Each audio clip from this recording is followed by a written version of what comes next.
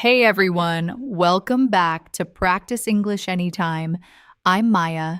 And I'm Alex. Today we have a very special topic, one that is close to the heart of every English learner. That's right.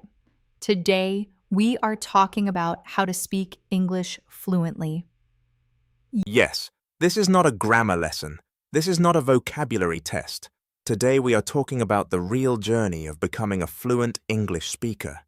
We will share practical advice, honest insights, and encouragement for every learner, wherever you are in your journey. We will also stop from time to time to explain important vocabulary. So don't worry if you are a beginner. We always speak slowly and clearly. Just relax and enjoy the conversation. But before we start, we have a small question for you. Listen carefully and try to find the answer. Here's today's question. In today's conversation, Maya and Alex talk about one thing that almost every fluent English speaker had to overcome on their journey. It is something many learners feel when they try to speak. What is it? The answer is in the story. If you find it, please write it in the comments below. Writing your answer in English is great practice, so please try. All right, are you ready? Let's begin.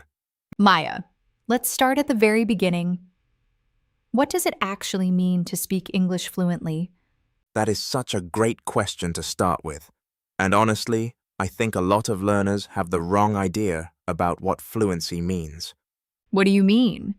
Many learners think fluency means speaking English perfectly, no mistakes, no hesitation, like a native speaker. But that is not what fluency means at all. Then what does fluency mean?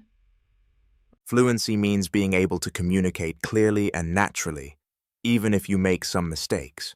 Fluency is about flow. It is about expressing your ideas in a way that other people can easily understand, without long pauses or losing your train of thought. Train of thought. The continuous flow of ideas in your mind? Exactly. Your train of thought is the connected sequence of ideas going through your mind. When you lose your train of thought, you forget what you were saying, or your ideas become disconnected. So fluency is about communication, not perfection? Exactly right. Even native English speakers make grammatical mistakes. Even professional writers make mistakes. Fluency is not about being perfect.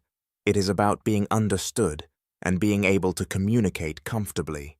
That is very reassuring. Reassuring, giving you comfort and reducing worry? Yes. Reassuring means making someone feel less worried or anxious. Knowing that fluency doesn't require perfection is very reassuring for learners. And I think this is the first mental shift every learner needs to make. Mental shift. A change in how you think about something? Yes, a mental shift is when you change your perspective or mindset on something. The first mental shift is stop chasing perfection, start chasing communication. I love that. Stop chasing perfection. Start chasing communication. If your goal is to never make a mistake, you will always be afraid to speak. But if your goal is to communicate, to be understood, you will speak more freely and you will improve much faster. Speak more freely, without restraint or self-censorship? Yes, to speak freely means to express yourself openly without holding back. When you are not afraid of mistakes, you speak more freely, and speaking more freely leads to faster improvement. Let's stop here for a moment. Important ideas so far. Let's look at some key words. First word, fluency. The ability to communicate clearly and naturally. Not perfection, natural, flowing communication. Second word, train of thought. The continuous connected flow of ideas in your mind. Third word, reassuring. Giving comfort and reducing worry or anxiety. Fourth word, mental shift. A change in the way you think about something, a new perspective or mindset. Fifth word, to speak freely, to express yourself openly without holding back or self-censoring. 5 important words. Now let's go back to the conversation. Let's talk about the biggest obstacle most learners face. You mentioned speaking freely, but many learners find that very hard. They feel nervous when they speak English. Why? Fear. That is the honest answer. Fear is the biggest obstacle that almost every English learner faces. Obstacle. Something that blocks your path or makes progress difficult? Yes, an obstacle is anything that stands in the way of your progress. For most English learners, fear is the biggest obstacle to fluency, more than grammar, more than vocabulary. What are they afraid of? Several things. Fear of making mistakes, fear of being judged, fear of sounding silly, fear of not finding the right word, fear of being misunderstood. All of those fears are very understandable. They are, and they are all completely normal. Every single fluent English speaker, every single one, felt these fears at some point. Even you, Maya? Especially me. I remember my first few months trying to speak English with native speakers. I would plan what I wanted to say, then by the time I was ready, the conversation had moved on. It was so frustrating. Frustrating, making you feel annoyed and helpless because progress is difficult? Yes. Frustrating means causing feelings of annoyance and helplessness. When something blocks your progress repeatedly, it is frustrating. So how did you overcome the fear? By doing the thing that scared me. There is no other way. Just doing it? Even though it was scary? Yes, the only way to overcome the fear of speaking is to speak. Again and again, even badly, even imperfectly. The more you do it, the less scary it becomes. That makes sense. The fear shrinks each time you face it. Shrinks, becomes smaller. Yes, to shrink means to become smaller or reduce in size. When you face a fear repeatedly, it shrinks. It loses its power over you. Exactly. And there is a phrase in English that captures this perfectly. Feel the fear and do it anyway. Feel the fear and do it anyway.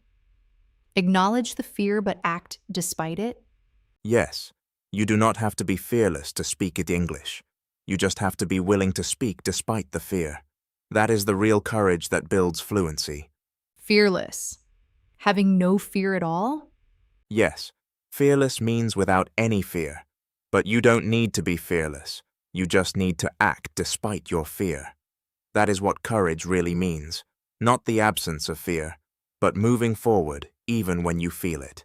That is a beautiful way to put it. And is there anything practical that helps reduce the fear? Yes, a few things. First, speak in low-pressure situations first. Talk to a shopkeeper, a barista, a stranger on the street. Short interactions where it doesn't matter if you make a mistake. Low pressure? Situations where the stakes are not high and mistakes don't have serious consequences? Exactly. Low pressure means the situation is relaxed and the consequences of mistakes are minimal. A coffee shop conversation is low pressure. A job interview is high pressure. Build confidence in low pressure situations before the high pressure ones. Exactly. Start small. Build your confidence gradually. Then tackle bigger challenges. Tackle. To deal with or approach a challenge actively? Yes, to tackle a challenge means to approach and deal with it actively and with determination. Once you build confidence in small interactions, you can tackle bigger ones. Let's pause here for a moment. Powerful ideas about fear. Let's review the key words. First, obstacle. Something that blocks your path or makes progress difficult. Fear is the biggest obstacle to fluency. Second, frustrating, causing feelings of annoyance and helplessness when progress is blocked. Third, to shrink. To become smaller or reduce. Fear shrinks every time you face it. Fourth, Fearless, having no fear at all. You don't need to be fearless, just willing to act despite fear. 5th, low pressure. A relaxed situation where mistakes have minimal consequences. 6th, to tackle. To approach and deal with a challenge actively and with determination. 6 important words. Now let's go back to the conversation. Practical tips for building fluency. So beyond overcoming fear, what are the most effective habits for building fluency? Great question. Let me share the habits that made the biggest difference for me personally. Please. The first and most important habit is immersion. Immersion, surrounding yourself completely with English. Yes, immersion means surrounding yourself with English as much as possible in daily life. Changing your phone language to English, watching films and TV shows in English, listening to English podcasts, reading in English. The more English you absorb passively, the more natural it begins to feel. Absorb passively, take in without actively studying. Yes, passive absorption means taking something in without conscious effort. When you watch an English film for enjoyment, you are passively absorbing vocabulary, rhythm, and pronunciation without studying formally. And the second habit? Think in English. This is a game changer. Think in English. Form your thoughts directly in English rather than translating from your native language. Exactly. Most beginner learners think in their own language and then translate into English. This creates a delay and makes speech feel unnatural. When you start thinking directly in English, your speech becomes much faster and more fluid. Fluid, smooth and flowing without interruption. Yes. Fluid means moving smoothly and continuously. Fluid speech has a natural rhythm without long pauses, searching for words, or translation delays. How do you start thinking in English if it doesn't come naturally? Start small. When you wake up, describe your morning in English in your head. What am I doing? I am making coffee. I am looking out the window. It is raining today. Very simple sentences. Just get the habit of forming thoughts in English. That is a very manageable starting point. Manageable, possible to handle, or do without being overwhelming. Yes, manageable means something you can realistically handle. A manageable starting point is small enough to actually do without feeling overwhelmed. Yes, start with something manageable, then gradually expand. And the third habit? Talk to yourself out loud. Huh, really? Yes, really. It sounds strange, but it is one of the most powerful habits for building fluency. Narrate your day. Describe what you see around you. Practice difficult sentences. Have imaginary conversations. Your mouth and brain need to practice the physical act of producing English sounds. The physical act, the movement of your mouth, tongue, and lips. Yes, speaking is a physical skill as much as a mental one. Your mouth, tongue, and lips need to practice forming English sounds. The more you speak out loud, even alone, the more comfortable and automatic it becomes. Automatic, happening without conscious thought, as a natural reflex. Exactly. When speech becomes automatic, you don't have to think about each word. It just flows, like riding a bicycle. At first, it takes all your concentration. Eventually, it becomes automatic. And the fourth habit? Consume content you genuinely enjoy in English. Consume, to take in, read, watch, or listen to. Yes, to consume content means to watch or listen to it. If you only watch English content because you feel you should, not because you enjoy it, you will lose motivation very quickly. So the content should be enjoyable? Yes, if you love cooking, Watch English cooking shows. If you love football, listen to English football podcasts. If you love music, read about your favorite artists in English. When the content is interesting to you, you stay engaged. Engaged, actively interested, and mentally involved? Yes, engaged means actively attentive and involved. When you are engaged, your brain absorbs language naturally and effortlessly. And the fifth habit, Accept mistakes as your greatest teacher. mistakes as a teacher, learning from errors rather than being ashamed of them? Exactly. Every mistake is a learning opportunity. When you say the wrong word and someone gently corrects you, that correction stays in your memory. You won't forget it. Mistakes are not failures. They are data. They tell you what you need to work on. Data, information that helps you improve? Yes, think of your mistakes as useful data, not as embarrassments. Each mistake teaches you something. Embrace them. Embrace, to welcome something openly and positively? Yes. To embrace something means to accept and welcome it fully. Embrace your mistakes. They are not obstacles to fluency. They are the path to fluency. Let's stop here for a moment. So many powerful habits. Let's review the key words. First, immersion, surrounding yourself completely with English in daily life. Second, passive absorption, taking in language without conscious effort through films, music, podcasts. Third, fluid, smooth and flowing without interruption. Fluid speech has a natural rhythm. Fourth, manageable, possible to handle without feeling overwhelmed. Fifth, automatic, happening without conscious thought, a natural reflex built through practice.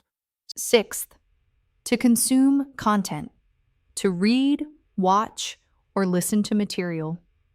Seventh, engaged, actively interested and mentally involved.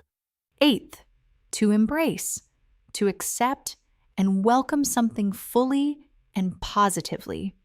8 great words. Now let's finish with some final encouragement.